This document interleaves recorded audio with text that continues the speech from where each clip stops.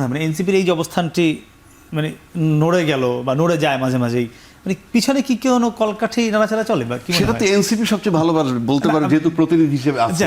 তারপরে যদি মনে করেন, সে যদি মনে করে যে তারা আদারওয়াইজ এককভাবে করতে পারবে, তাহলে নিঃসন্দেহে তারা এককভাবে চলবে, এটা নিয়ে তো কোনো প্রশ্ন নাই।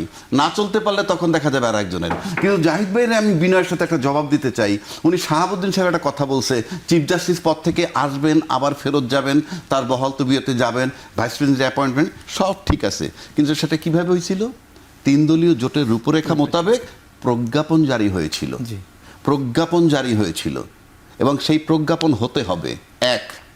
2, সেই প্রজ্ঞাপনের ভিত্তিতে সংবিধান মোতাবেক তারা আগাইছে, কারণ এইটা সংবিধানে ঢুকবে।